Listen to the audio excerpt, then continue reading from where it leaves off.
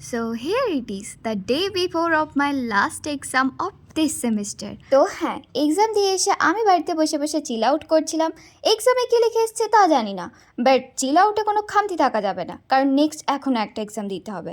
তো আমি বাড়িতে বসে বসে মায়ের একটা নিউ বানানো আতরঙ্গি ডিশ ট্রাই করছিলাম, ছানার কেক। এতই সুন্দর হয়েছে তাই এতগুলো পিস নিয়ে বসে পড়েছে। এরপরে কয়েকটা ফ্রোজেন মোমো পাঠিয়ে দিয়েছিল, তো সেগুলো থেকে কিছু ফ্রাই করলাম আর কিছু চিলি গার্লিক মোমো বানিয়ে ফেললাম।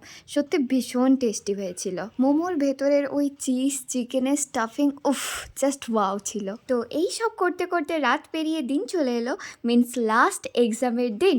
আর যথারীতি আমি without preparation, without study exam সেন্টারে গিয়ে হাজির হয়ে পড়েছিলাম। আর আমাদের এক্সাম সেন্টার পড়েছিল তমলুক। হ্যাঁ, হলদিয়া থেকে তমলুক 1.5 ঘন্টা জার্নি করে 150 টাকা গাড়ি ভাড়া খরচ করে এক্সাম দিতে এসেছি। কত নাম্বার পাবো তার কিন্তু কোনো ঠিক ঠিকানা নেই। ফাইনালি আমাদের exam done. Please like share and subscribe আর চ্যানেল। আমাদের সেকেন্ড ইয়ার ডান হয়ে গেল একদম।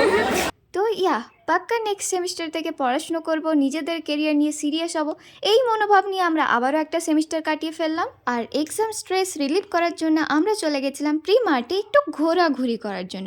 কিন্তু আলটিমেট আর ওটা ঘোরাঘুরির মধ্যে সীমাবদ্ধ ছিল না, চলে গেছিলাম একদম বিলিং কাউন্টারে এত শপিং করে নিয়ে।